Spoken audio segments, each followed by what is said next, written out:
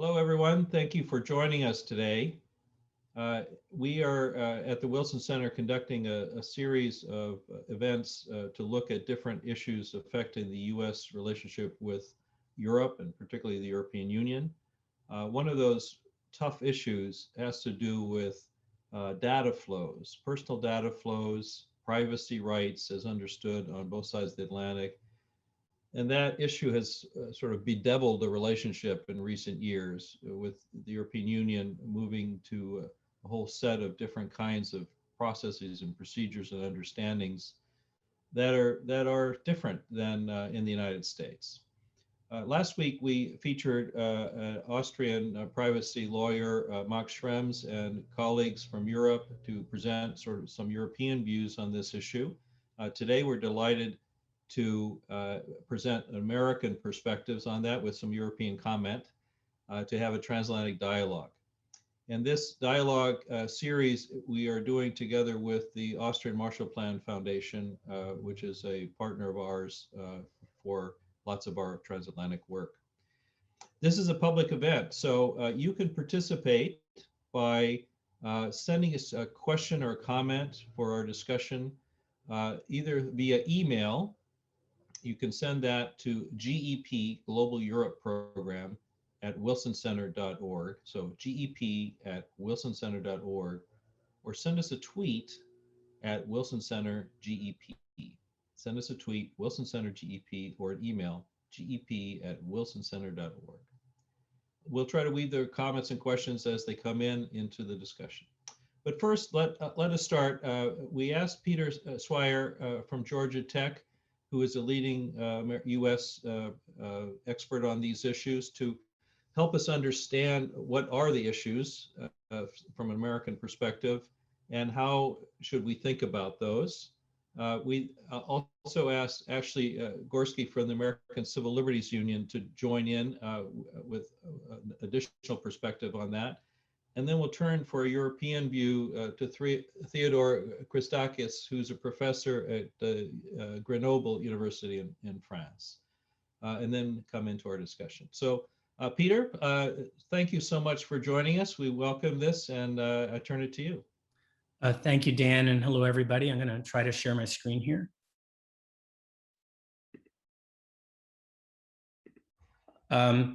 So hello, everybody. The Wilson Center had asked me to talk about American perspectives on transatlantic data flows.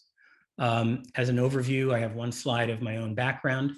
I try to emphasize, maybe especially for an American audience that doesn't know EU law as much, the legitimate basis for the strict EU data protection laws.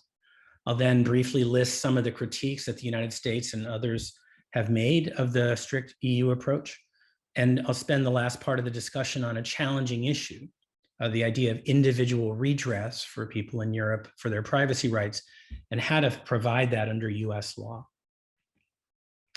So as my background, I've been working on this for quite some time. This book here I wrote back in 1998 as with a co-author for the Brookings Institution.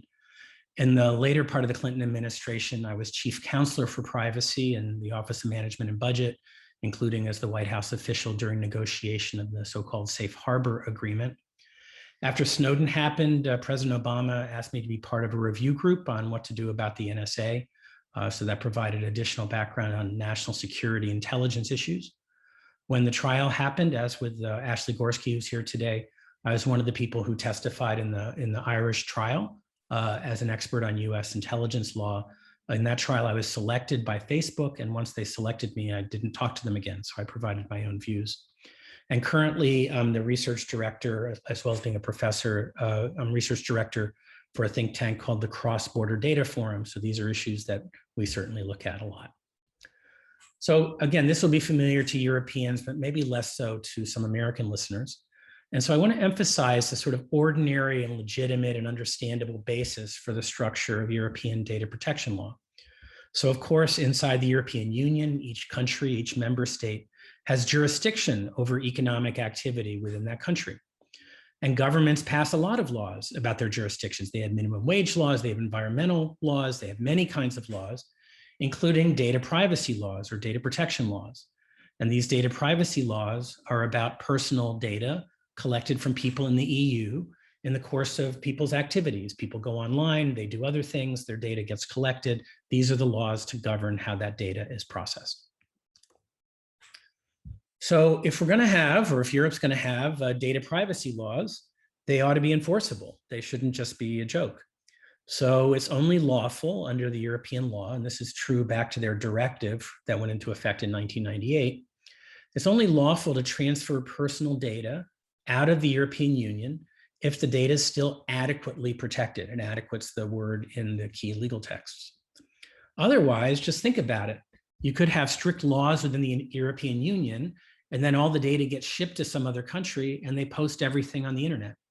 Well, that wouldn't be a very good privacy law if it could just get shipped somewhere outside of Europe and posted publicly. And so there's only particular legal mechanisms for transferring data, and these mechanisms seek to assure that there's adequate protection for the data. One of these are so-called the standard contractual clauses, which are basically clauses where the companies promise to apply Europe-style protections even when the data moves to other countries. There's a system called binding corporate rules, which big organizations have for transferring data across borders for their organization. And there was the safe harbor agreement with the US in 2000. It was struck down by the court. And then there was the privacy shield agreement that was signed in 2016. That got struck down in July last year. And the idea for these transfers is the data should be protected if it's transferred. And if it lacks adequate protection, then the data can't leave the EU because people's rights are at stake. The data is not being protected adequately. So that has applied on the commercial side. And safe harbor, the discussions were focused on the commercial uses of data, our companies collecting and processing data. It wasn't focused on government tax collection or government intelligence collection of data. And the standard contractual clauses that have existed since the 90s were created specifically to transfer data to where the receiving country does not have an adequate set of privacy protections. Some countries like Switzerland are so similar to Europe that is adequately protected and it can just flow back and forth between Switzerland and the European Union members. But under SCCs, these are specifically designed when the data exporter will follow the EU rules with the data, but it may go to a country that doesn't have one of these adequacy rulings. In the two Schrems cases, essentially the companies have done what they're supposed to do. They're supposed to apply, there might be other complaints about the company's data processing, but that wasn't the focus of the case. The cases concerned EU concerns that there was no adequacy because the government, such as the US government, might get the data. And as a logic for this, and as Max Schrems explained last week, this is highly logical. It's required to protect data privacy rights.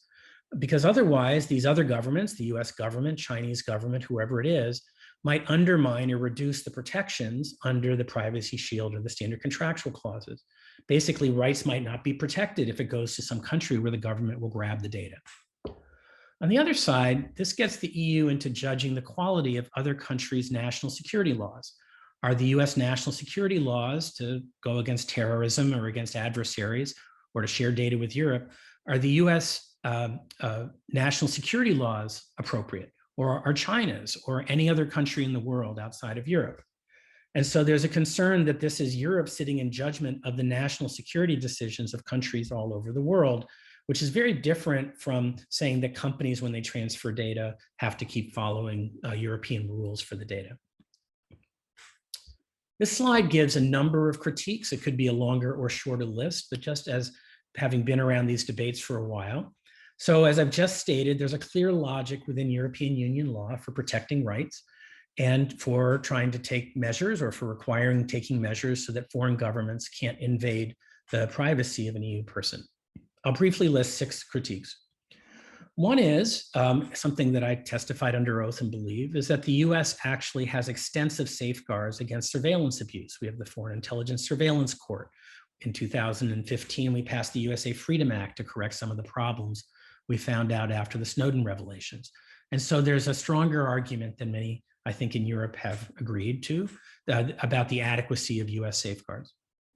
A second critique is the US is not perfect, neither is any other country when it comes to these things, But the US safeguards are clearly a lot greater than the safeguards in China against the Chinese government getting data, or a large actor in the markets such as India, where their surveillance rules are much more wide open. But the enforcement has been against the US companies for a country where there's at least substantial safeguards in place. And that seems to be a sort of odd singling out of a country that has greater safeguards instead of countries that have lesser safeguards. Another topic, which Joshua Meltzer from Brookings recently wrote about also, is to look at the role of the European Union decision makers. The Court of Justice for the European Union is the Supreme Court for European Union law, but there are exclusions from its jurisdiction for national security issues. Those have been retained by the member states. The European Data Protection Board, which interprets the General Data Protection Regulation, is made up of the key regulators in Europe. The EDPB sees its job as protecting the fundamental rights of individuals, but it does not have national security authority or national security expertise built into its decisions.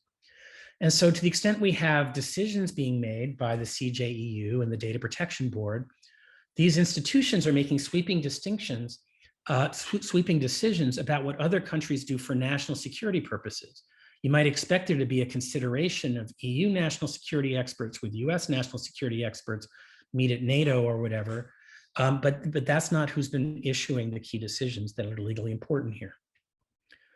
Another item is that the EU, for doctrinal reasons within EU law, applies a stricter standard to US national security safeguards than it does to its own member states. Essentially, the European Union has jurisdiction, the court does, about non-members, but it's not allowed to touch certain national security things about the member states. So the effect is a stricter standard or a double standard applied to the United States. The fifth one is that member states in the so-called data retention cases and others, and I know that Professor Christakis is very knowledgeable about these, member states actually haven't followed the Court of Justice legal requirements for a number of their own government data processing cases, surveillance cases. And so we have the possibility of severe measures cut off of data flows to the United States if the US doesn't follow it, when the US never signed on to the European Union, but the member states seem to be not following their own rules. And that's, again, a concern about a double standard. And the sixth one is a whole series of practical effects. Ordinary business in our global internet has many cross-border data flows, but there would be potentially a big disruption, and there would be data localization in Europe if the data can't go to other countries. And that data localization is bad for a variety of reasons. It disrupts trade, it gets in the way of what people are trying to do, and it could be based on protectionism issues that are contrary to a free trade regime. So there could be more critiques. You might not agree with all of the six listed here, but those are at least some of the critiques that we've seen in the debates. The rest of my time, I'm going to talk about individual redress. And despite the critiques that the US may feel, my view is the US needs to reform to meet the European Union legal requirement about individual redress. These earlier decisions, the Safe Harbor and Privacy Shield, they were struck down on this issue, the lack of redress. And basically, under the law in Europe, the European Union has a right to complain that their personal data is being processed illegally. And there's a right under Article 47 of the Charter to have a decision by a judge or tribunal to make sure the individual's data is being treated right. And it can be unlawful to transfer to a third country, such as the US, unless procedures exist in the US to keep protecting this right. So for US people, it might seem strange that Jean-Claude in France might have a procedure against the NSA in the United States to see if the NSA did the processing wrong. But the point I'm making here is that is European Union law, that it has to have redress to permit the transfer. And this has been the toughest issue in the current negotiations to figure out what to do next. Now, under US law, there's a sort of technical legal rule called standing. So there's no current statute in place that provides the EU person with redress against US intelligence activities. You might want to go to federal courts. Now, the US federal courts, and Ashley may say more about this, Ashley Gorski may say more about this, under Article 3 of the Constitution, federal courts can only hear cases if there's proper standing and there has to be proper injury in fact, that there was an injury to the complainant. And the issue that comes up is concern about surveillance, or an idea that maybe I've been surveilled. Is that enough injury to trigger standing? And this has been a contested issue for a number of years. There was a TransUnion Supreme Court case this past week, and that was a case that said there was no standing for a class action suit in a privacy case unless there was clear injury to each class member. And this is the latest in a series of cases that suggest some skepticism by the US Supreme Court about standing for privacy cases. So how might you get around this problem? How can we create a system that fits the US Constitution and European law? One approach with Kenneth Propp, who put out last summer, which is to think about how the Freedom of Information Act in the United States creates a mandatory duty for an agency to investigate. I make a FOIA request, I want to see certain documents, the agency has to do it. I don't have to show that I was injured. And then similarly here, we create by statute or an executive order, a duty on an agency like its FOIA duty. The agency must investigate the EU complaint. And the agency can be required to do this under a statute or executive order. And if that duty is violated, as with FOIA, the lack of the agency following the rules enables standing in federal court. So the slides, which will be posted afterwards, show a link to some more details on this. And here is, as one approach, and there could be others, the sorts of things that might be involved in trying to create a US redress approach. Step one, as we've gotten guidance from European experts also, is that there has to be fact-finding. It has to be independent. Well, how can we do that? Well, there's something called the PCLOB, the Privacy and Civil Liberties Oversight Board. Either with them or with the inspectors general or somebody who has independence, you do an investigation, such as by a career civil servant who has protected status to do the investigation. And I'll be writing more about this in coming up stuff. Step two, a tribunal gives an order saying, here's what you got to do. So the PCLOB or some other new tribunal would have new procedures to do an adjudication and say, we've checked this investigation and it turns out everything's okay, or it turns out things are not okay. Now to do that, the PCLOB would have to, as an independent agency, it would have to sign a memorandum of understanding. It would have to say, yes, we're going to do this. And there would need to be an executive order or statute that requires the agencies to follow the decision. So it's a binding decision. It's not just words, but it's a requirement. And then for some cases, there would be in this approach access to the Foreign Intelligence Surveillance Court, a federal court. And FISC, this federal court, already gets report anytime there's a lack of compliance. So if the PCLOB or someone else finds a problem, the rules aren't being followed, then that's a lack of compliance. It gets reported to the FISC, and the court can say, we're supposed to follow the rules here. We therefore, as a court, issue an order saying you should do this. This would work for the, I think, for the so-called FISA Section 702, the PRISM and upstream programs. It wouldn't for a different flavor of surveillance that's outside of the court system called Executive Order 12333. For that, you'd have a tribunal do the decision based on an investigation, but it's hard to see how you get court oversight of that. Last slide. The fundamental right to data protection is under the European Union Charter of Fundamental Rights, Fundamental Freedoms, and also the right to individual redress. People can make a lot of possible critiques of the current EU approaches, but the EU's highest court has spoken. It's spoken as a matter of its constitutional law.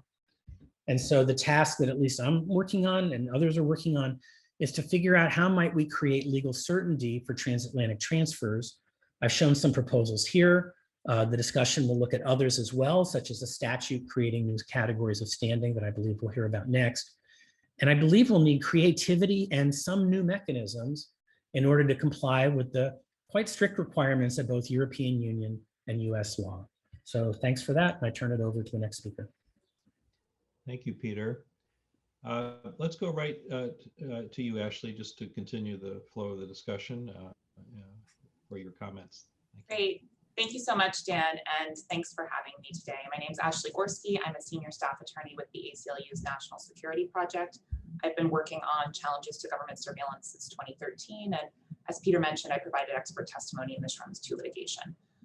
I'd like to respond briefly to Peter's remarks and then talk a bit more about the ACLU's path forward on redress and some other legislative reforms that will need to happen to ensure that a future EU-U.S. data transfer agreement can survive judicial scrutiny in the EU. Peter has obviously done a lot of important thinking about redress. However, for his statutory proposal, I'm concerned that it is not going to satisfy the Court of Justice for a few reasons. First, as Peter notes, for the purposes of EU law, the redress mechanism needs to be sufficiently independent, and the entity providing redress needs to be able to ensure that its remedies are actually binding on the executive branch. But if the PCLOB is the fact-finding entity, the PCLOB is still situated within the executive branch. And I'm concerned that that's going to fail the independence prong. Christopher Doxey, an expert in EU law, has a lawfare post that's citing some of the relevant EU precedent on that front. Separately, I would note that just this week, PCLOB board member Travis LeBlanc issued a very damning critique of the PCLOB's review of Executive Order 12333 surveillance, comparing it to a book report as opposed to independent oversight. So I think if the PCLOB is going to be the relevant fact-finding entity here, there are going to have to be significant statutory reforms to its mandate and significant other reforms to ensure that it could perform that function appropriately. But then separate and apart from that, I think there are still concerns under EU law.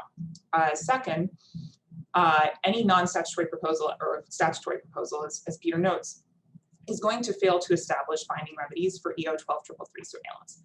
And we can debate the wisdom of the Court of Justice's opinion in saying that this surveillance is relevant to an adequacy determination. But the bottom line is that under Schrems 2, 12333 surveillance does matter to the court, and there accordingly needs to be a redress mechanism related to complaints concerning that surveillance.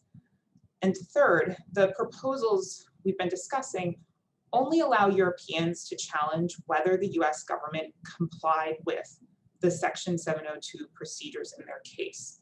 Europeans would lack the ability to raise a more fundamental legal challenge to Section 702 surveillance. As an example, a complainant couldn't argue that the procedures themselves violate the statute or the Fourth Amendment.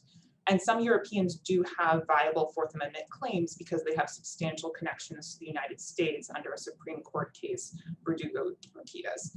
And so that is also a problem under EU law as interpreted by the Court of Justice. So for these reasons, the ACLU's view is that the best path forward is to allow individuals to meaningfully pursue redress in ordinary public Article 3 courts, which are well equipped to handle these issues and which review classified information in a variety of contexts on a routine basis. So to make that happen, the necessary legislative changes are twofold. First, there would need to be a legislative standing fix. Currently, it is exceedingly difficult to prove that you have been subject to secret surveillance. And to make this concrete, I represent Wikimedia, which owns and operates Wikipedia, one of the world's most visited websites, in a challenge to upstream surveillance under Section 702. Wikimedia engages in more than 8 trillion international communications each year. And for the past 6 years, we have been litigating over whether Wikimedia has standing to sue to challenge upstream surveillance. We have not reached the merits of the case. The court is not considering whether upstream surveillance is lawful. We are solely litigating the question of standing. So to address that problem, to ensure that Americans have a meaningful opportunity to seek redress and to address the Schrems 2 decision, Congress should pass what I call a standing fix. And this would be legislation to shift the frame on the relevant injury in cases that are challenging government surveillance. Senator Ron Wyden and others proposed a similar fix in a 2017 reform bill.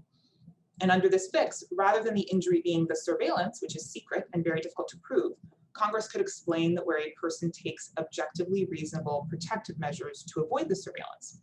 Those protective measures, using a virtual private network, for example, the expenditure of time or resources associated with those protective measures constitutes the relevant injury for Article 3 standing purposes.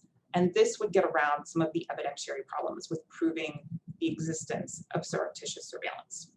And standing, as Peter mentioned, is a constitutional requirement. While that's the case, the Supreme Court has also been clear that Congress has a role to play in defining what qualifies as an injury for the purposes of standing, and it affirmed that point in its recent TransUnion decision. In TransUnion, the court was especially concerned with Congress elevating entirely novel forms of what, in its view, were trivial injuries to the status of Article 3 injury. But our proposal is very different because the diversion of time and resources is actually a well-established basis for standing. Peter also mentioned some other Supreme Court decisions that he was concerned might elevate the level of difficulty here in creating standing for surveillance, but those decisions concern injuries inflicted by private entities. And it is very well established that when an individual is challenging government surveillance, that individual does not need to show additional discrete harms beyond the surveillance itself. The government surveillance itself is a harm. So this came up in the Schrems 2 litigation as well. Some of the experts were suggesting that someone might need to show harm beyond the surveillance itself. As a theoretical matter, that's not the case. The problem is that as a practical matter, it is very difficult to prove that the surveillance took place. So the second element of our redress package would involve reforms concerning the state secrets privilege. And this is a privilege that the executive branch can invoke to withhold evidence in a case where the disclosure of that evidence would cause serious harm to national security.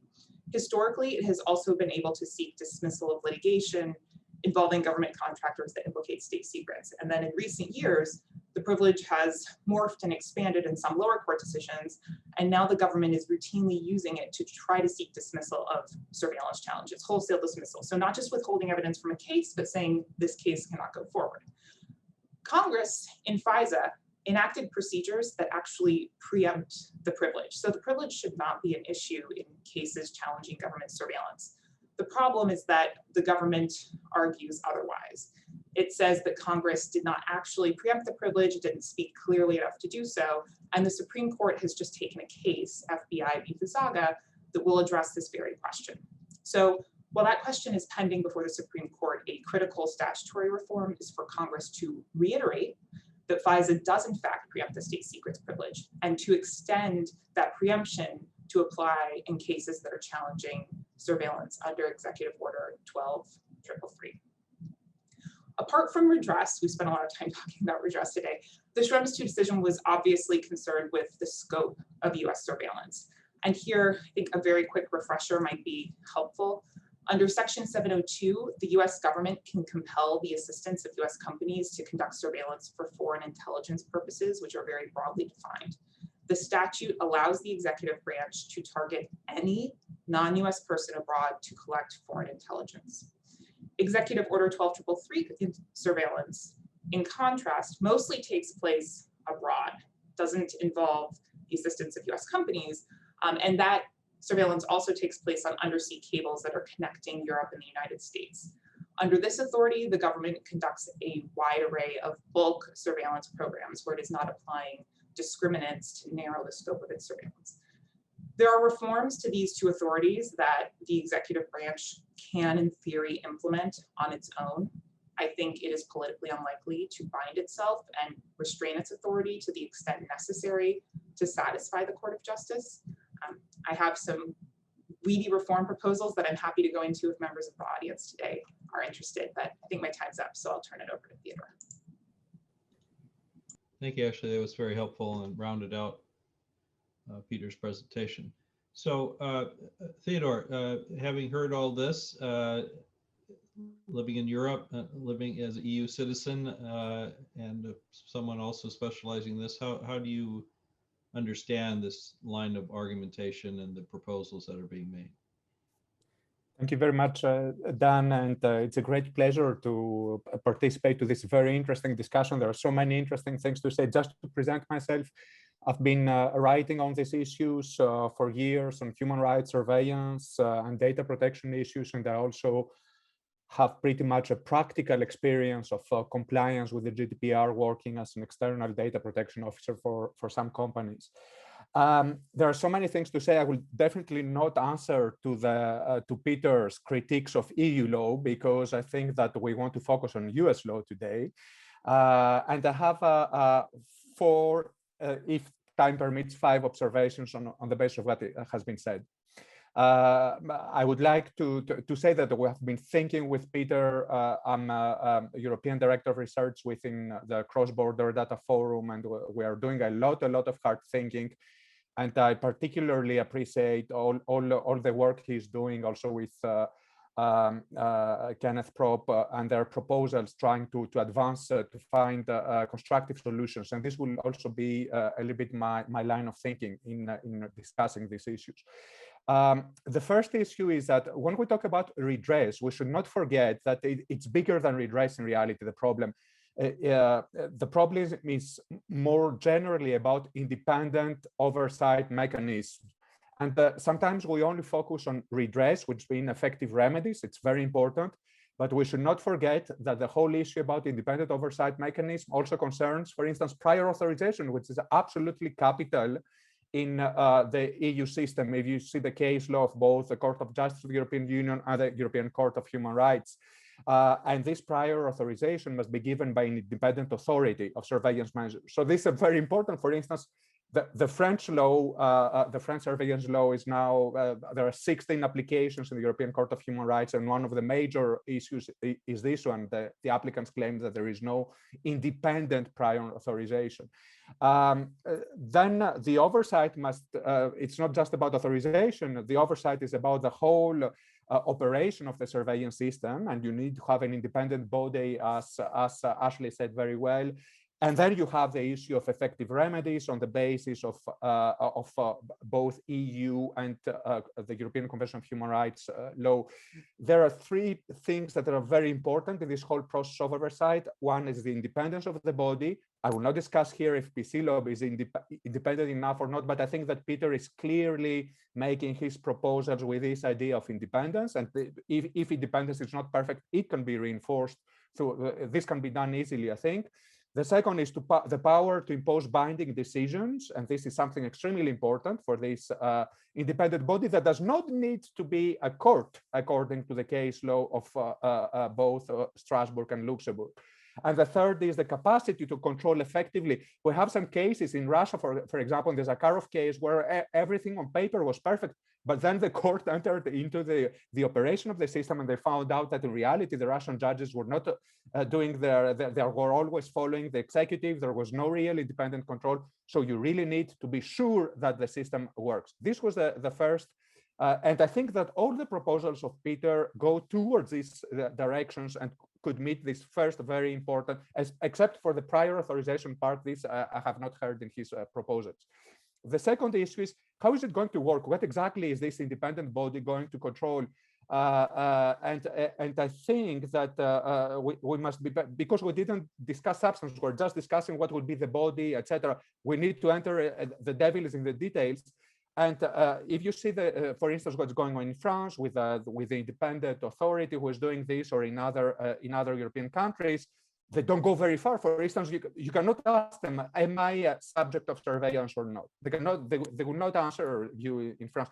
The only thing that they can tell you is that no, there has been no violation of French surveillance law, or yes, there has been a violation, it has been corrected, for instance, or we are taking action so that we will correct. But you cannot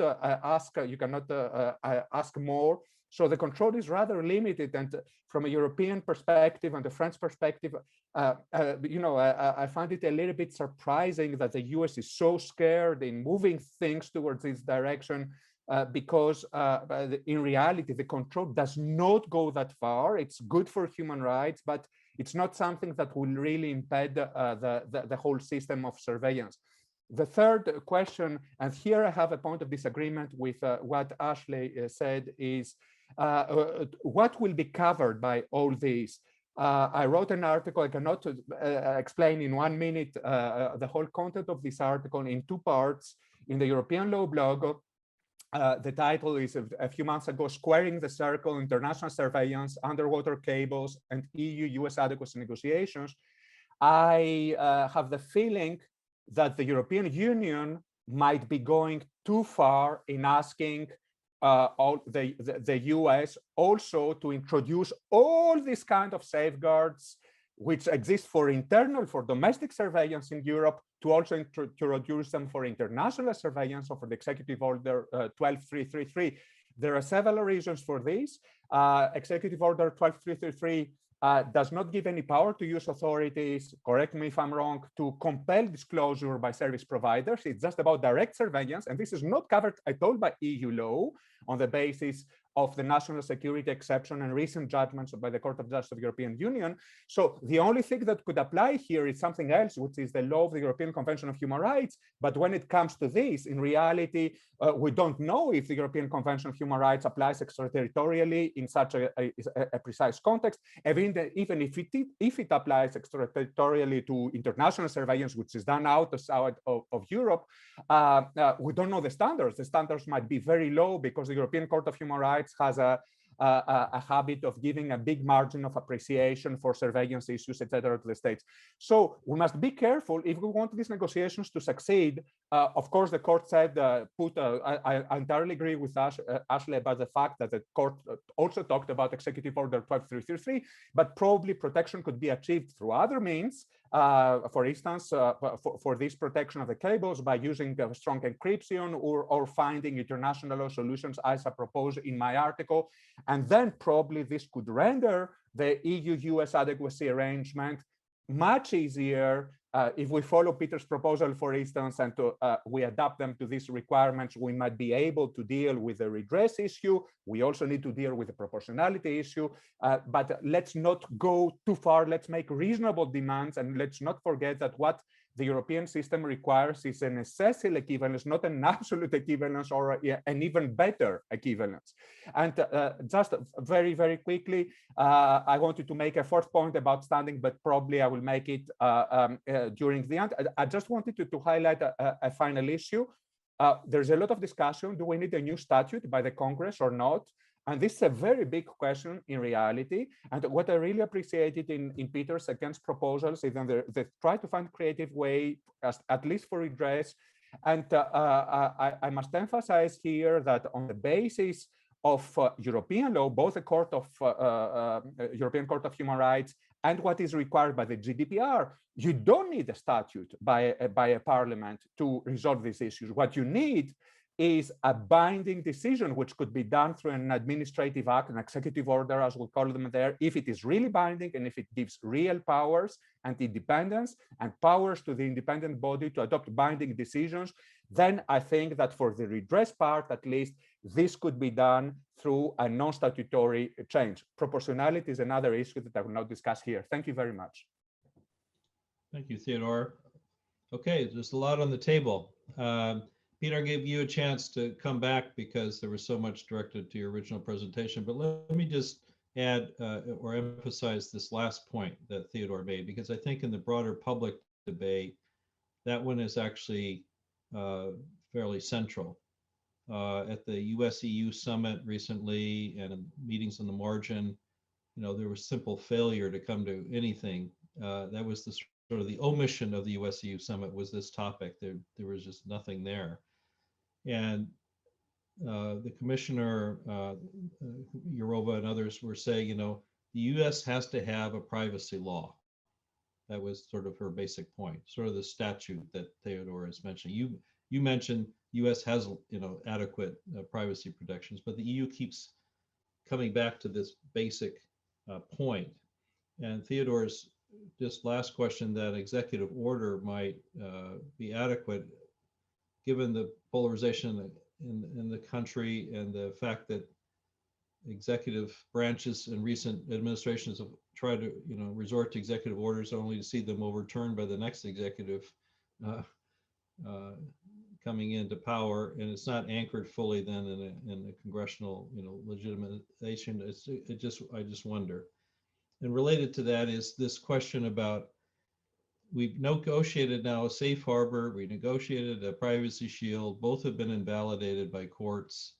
What makes you think that some next negotiation would, actually survive? I think you've asked about 45 minutes worth of topics, but I'll do a sentence on each. Take what you. We have other good people here. We have great. So first of all, the US does not have a commercial privacy general law. And I've long said, and I deeply believe we should have one, and it would help in Europe if the US had a comprehensive privacy law. And it's been disappointing to see the slow progress this year when it seemed like there might be more momentum for that. So from the European point of view, if they say the US doesn't even have a privacy law for commercial privacy, I can see why they might be frustrated with the US. Secondly, on the next, I didn't get all these points perfectly. On the next executive order getting overruled, under Europe's adequacy assessments, they, for instance, under Privacy Shield had an annual review. And if the US flunks that review because it repeals protections, then the US deserves to get cut off. So if the US makes a deal that says they'll do A, B, and C, they have to do A, B, the US has to do A, B, and C. And part of what Theodore was saying on that is that the commitments by the US could be something other than a statute. Let me also say that I'm not opposed to the kinds of proposals that Ashley and the ACLU have been talking about. I welcome people finding ways to get through this in a way that fits US law and European Union law. I do think it's hard to pass a statute on surveillance in Congress to build a whole new complicated system when you don't even know whether that would be good enough in Europe if the thing passed. It's hard to go to a senator and say, well, here's this hard vote and it's a complicated system and we've never tried things like this before, but we need to do it for Europe. And by the way, we don't know if the court will go for it. And I think that's a hard way to pass along Congress. So one thing I'm thinking is that building as much of the system as you can administratively, seeing how far you can get that way, and then maybe perfecting it around the edges with a statute after that, if there turns out to be a specific problem, that might be a more practical way to see how much you can get without a statute. I'm not opposed to a statutory fix if it will actually solve the problem.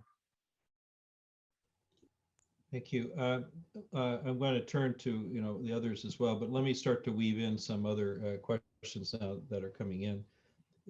One is takes us in a somewhat different direction, but I just wonder if you have thought of that. And it's the implication of these potential privacy law changes when it comes to fraud, so solutions dealing with fraud. And the implication here, the questioner, is if you regionalize data, doesn't that erode the effectiveness of fraud consortiums? Because that has to be global to be effective. And doesn't these fractured data, the localization that Peter was talking about and so on, doesn't that just help the fraudsters? Doesn't that just facilitate corruption, all sorts of flows, dark flows that we really want to be combating? I don't know if anyone has a comment on that. As I said, it takes a somewhat different direction, but it's probably. Just very, very briefly on that. I mean, speaking in my personal capacity, I think the localization of data is not the outcome we want here. I think we don't see that as, or I don't see that as a positive outcome. I want to see a new agreement pass muster under EU law. I think that is the outcome we're striving for. Peter, if you want to respond on the fraud point, feel free, but then I do have a few other responses. Yeah. To your... On fraud, and it's also an issue in cybersecurity because information sharing is an important part of cybersecurity, not just anti-fraud. We have on the Cross-Border Data Forum quite a detailed study of the comments. Lots of different people made 200 comments about the European Data Protection Board's proposed guidelines on transfers. So if you go to Cross-Border Data Forum, we have detailed discussion of fraud and cybersecurity issues and how there would be risks in that direction if you start chopping up data flows. Okay, Ashley, you want to come back now? Sure. So I think one of Theodore's points is that under EU law, you technically don't need a statute to ensure that redress mechanism or an oversight mechanism is sufficiently independent. And on the scope of surveillance side of things, you technically don't need a statute to rein in the scope of the surveillance in a way that would pass muster under EU law. I think the second proposition, it's a little debatable. There is some debate about it, but even assuming that a lot can be done through executive order, and I think when you're talking about the scope of the surveillance, that's definitely the case. The problem is that while this is true in theory about EU law, when the EU system intersects with the US system, it is impossible without legislative reform to enact a remedial scheme that will satisfy the other criteria that must be satisfied under EU law. Without legislative reform, you are not going to be able to establish an oversight body that is sufficiently independent or a fact finder that is sufficiently independent and that can actually enact binding remedies and provide a legally binding redress mechanism. So for that reason, statutory reform is absolutely essential. Another point that I wanted to respond to is the idea that, well, I guess, more generally, I think that the ability to bring a fundamental challenge to a surveillance law is also very important. And the Court of Justice made this point in the Digital Rights Ireland case, that an individual needs to have the ability to challenge the legality of the surveillance as a general matter. And unfortunately, under the redress proposals that we've been talking about today, or that Peter's been talking about today, that's just not the case. An individual can only challenge how the procedures were applied in their particular case. And I don't think that that is sufficient from an EU law perspective, but would love to hear Theodore talk a little bit more about that. Theodore, that was open invitation. Yeah, well, I think that in relation with the point concerning statutory or not statutory, you know better the US situation, and I definitely think that at least for the legality and the proportionality requirements as stated by the court, you should need a statutory reform. Concerning redress, I think that this could eventually be done, but you know better what is the situation in the US, using also non-statutory tools. What I wanted to highlight is that when, for instance, the European Convention of Human Rights says that it must be in accordance with the law, or where the GDPR is talking about rules of national law, the term law should not be understood in a formal way as an act of the parliament. We have very clear case law by both the European Court of Human Rights. We have clear recitals in the GDPR. You can read recital 41 in the GDPR or recital 33 in the Law Enforcement Directive, where it is clearly said that when the GDPR, for instance, refers to member state law, a legal basis or a legislative measure, this does not necessarily require a legislative act adopted by a parliament, which means that this can be done also through an administrative act. This was my point. I think that this could eventually help simplify things sometimes. So this was my only point. But of course, if you already have statutes which go against the requirements, the Schrems II requirements, for instance, you can only change a statute with a statute. You will not be able to change a statute with an executive order. But so in this case, it is very clear that you will need a statutory change. I think that concerning the other point that was raised by Dan about the executive order that will be undone by somebody, well, a law could also be undone, a statute could be undone by another statute. And as Peter said, it is very clear that if this arrives, then the EU will immediately withdraw the adequacy decision. So this should not be a problem. Can I do a quick follow-up question? I think what Ashley was asking in addition was a specific point. Does there need to be under European law, Theodore, the ability of the individual to challenge the legitimacy of the entire surveillance statute? And does there need to be a challenge to say Section 702 or some other program is illegal for some reason? Is that an essential component as well?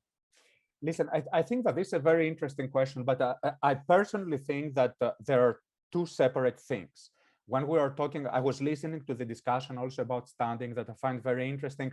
You know, in European case law, in the case law of Strasbourg of the European Convention of Human Rights, we have the concept of potential victim, which has constantly been used by applicants in order to challenge surveillance laws. If you see all these cases since the class case against Germany, the first big case in 1978, till Zakharov and all the recent cases, the challenges against the French law, etc.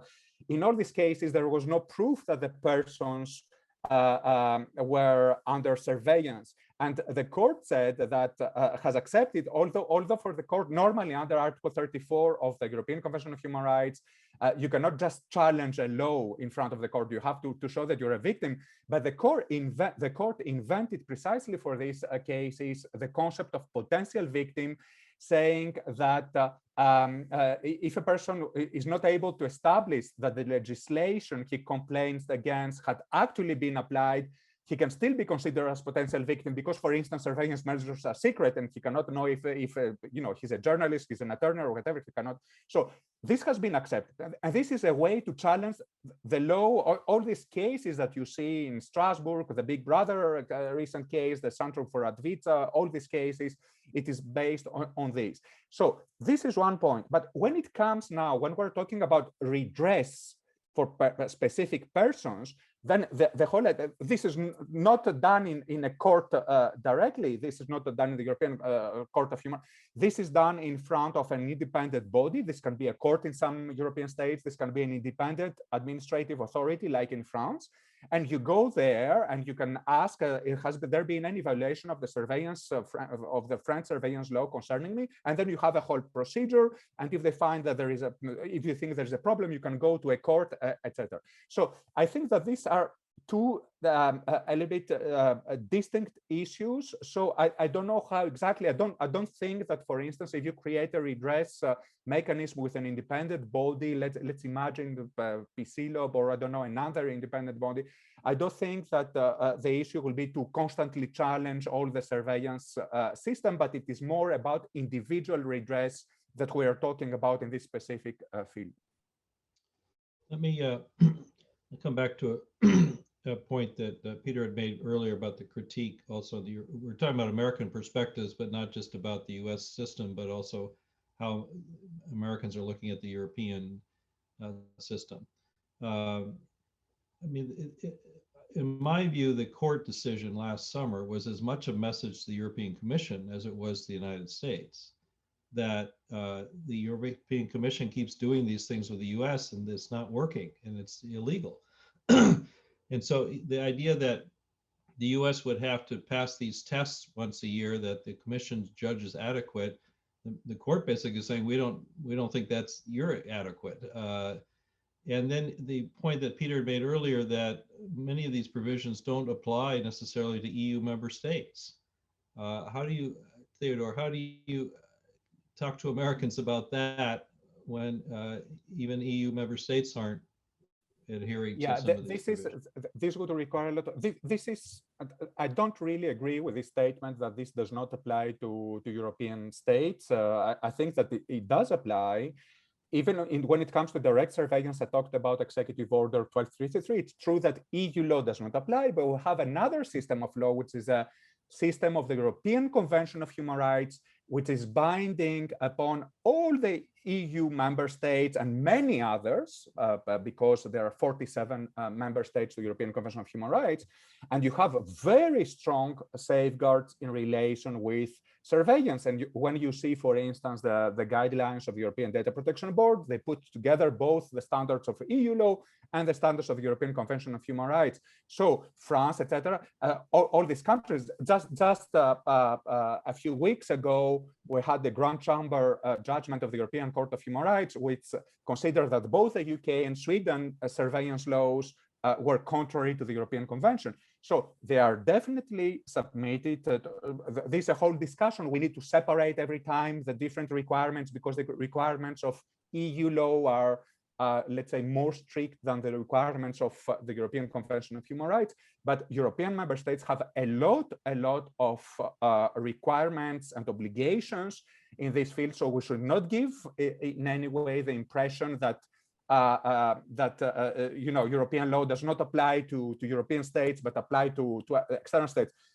There is another issue, which is not an issue about the legal obligation. It is whether how many European states comply with this criteria. And what we see is that in most of the cases, it is very rare for a European surveillance law to survive the control of the European Court of Human Rights in Strasbourg, or indirectly, you know, in Luxembourg, like in the recent data retention cases. But precisely when we find a violation, then very often states what they need to do is to change their laws. These are the legal requirements. Now, if they do it or not, or if they do it in a very satisfactory way, this is a huge discussion, but it is very clear that thanks to this case law of the European courts, of the two European courts, we have a huge improvement in having human rights catch up with the new surveillance tactics, which are absolutely scary.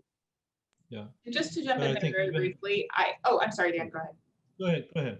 No, one thing that I hear frequently is the concern or critique that the Court of Justice is enabling widespread hypocrisy here because, from the view of the American making this critique, the EU member states aren't living up to the standards that the Court of Justice has articulated, and how dare they impose these higher standards on Americans when European nations aren't even subject to these standards. And I appreciate the point. At the same time, in some respects, it's just irrelevant because at the end of the day, this is the law. The court has laid down the law. Right now, US companies are suffering. They're in a world of uncertainty and having to pay obscene amounts of money for privacy lawyers to try to explain this new world to them. And there's just tremendous risk and uncertainty and harm to US companies that can easily be addressed through straightforward statutory reforms. And these reforms are not just going to benefit Europeans, they're also going to benefit Americans. When you're talking about narrowing the scope of surveillance, you're also talking about narrowing the scope of Americans' private communications and data that are what the government says are incidentally swept up when the government is conducting this surveillance that is targeting non-US persons abroad. So I think the reforms are essential, and they're not necessarily, Peter mentioned the possibility of a complex reform package, and how do you sell that to Congress when you're not sure that it'll survive CJEU scrutiny? And I think the answer is you push reforms that are substantial and meaningful and that will definitely satisfy the court. And I think especially on the redress side, the reforms we're trying to advance are straightforward. Yeah, we just have a couple of minutes. I just want to pose one last question. Just it'll have to be a very brief answer, unfortunately. But to just step back, some of the critique about the US and the EU fighting over these kinds of things is that we spend our time fighting over these marginal differences among democratic societies, while others are moving ahead with a very different model of norms and surveillance and privacy, and that's extending, globally. People talk about the Brussels effect of the European Commission trying to sort of, take its norms abroad. People talk about the California effect in some other areas where US states have set some global norms, but there's a Beijing effect probably as well. And so what's the larger issue at stake here about whose norms and standards prevail? Can we afford to continue this type of fight across the Atlantic when there's, other kinds of challenges in this space that we need to be thinking about? And, we have 3 minutes, so maybe 1 minute each if you just your quick impression of that. Theodore, do you want to tell us about I will be very quick. I wrote recently about the Brussels effect. I entirely agree with you, and I think that this is also a big challenge. This is a huge opportunity, the EU-U.S. negotiation going on, and this is why it is important to have this kind of discussions. Democratic states should set the standards. We have so many things in common concerning human rights, because when we're talking about the internet, etc., and the Brussels effect, it's not just about privacy and data protection, it's also about freedom of expression, it's about defending democracy, it's about many things. And we have seen a lot of bridges, a lot of transatlantic bridges. We're talking about transatlantic AI agreement. Things are not easy there either, but like-minded countries should come together and try to set the global standards. And I remain positive that this whole process will be something very positive to enhance privacy, data protection, and human rights more globally. Okay, thank you. Ashley? I agree that with what Theodore said. I also think that at the same time, this is an opportunity for the US to get its own house in order, and it needs to do so. Yeah. Peter, last. Yeah, so there's a lot of agreement here, including with the opportunity to improve US procedures. Last week, Max Schrems talked about the need to move towards multilateral global standards, or at least standards for the countries that are going to participate in these sorts of protections for their citizens. I agree with that. There's a process at the OECD in Paris right now trying to get OECD members to come up with those. there will be disagreements.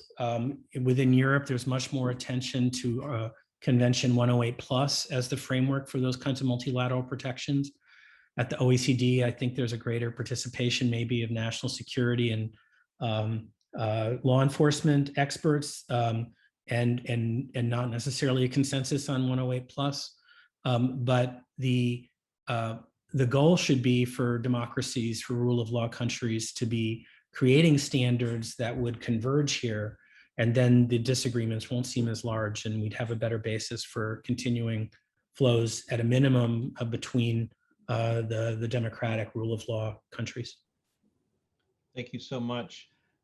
Peter was gracious to say we could help post his slide presentation, which we'll try to do. This video will be available shortly. Theodore Christakis, Ashley Gorski, and Peter Swire, thank you so much for joining us today and continuing this discussion.